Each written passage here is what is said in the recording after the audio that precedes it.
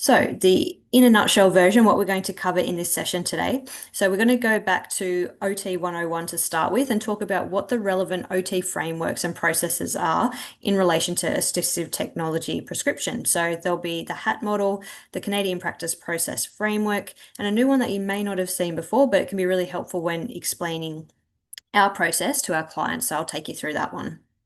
And then I'm going to introduce you to the 8 best practice steps as described by Natasha Layton in one of the textbooks that you may have come across in your OT student days.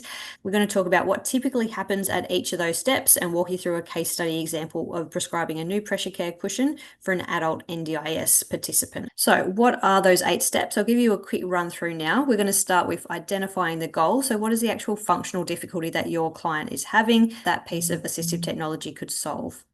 Number 2 is feature matching. So that's when you identify what features your AT needs to actually have and then prioritize them, because often there needs to be a bit of a compromise and we won't find one piece of AT that will answer everything and be the perfect fit for every client, for every situation.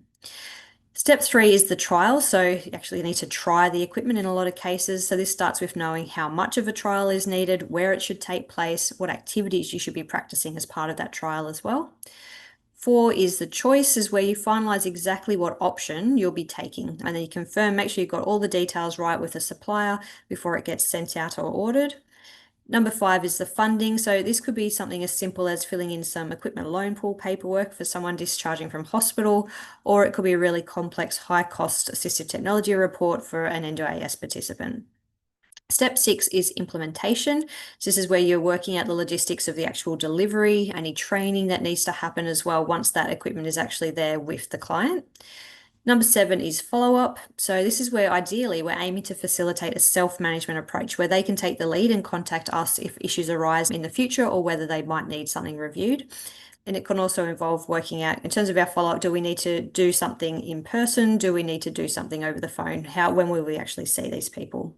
And then step 8 is the review, where you're actually doing that follow-up with the person or the device. In some settings, maybe as a hospital discharge, it may be tricky to actually follow through with this step. But ideally, we might be doing something quite formal, like a standardized outcome measure, such as the Quest, or it could be something informal, such as a phone call.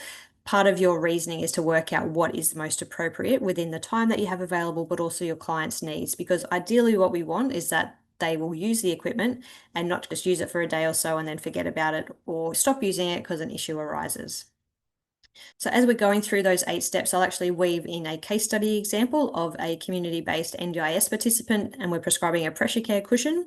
And then I'll give you a quick fire case study at the end in terms of how these steps can even apply to something simple as prescribing a shower chair for someone discharging from hospital. And then the wrap up, as always, will have just a few homework options for the keen beans and where you can find some further information. So if that sounds good, keep watching and let's dive right in.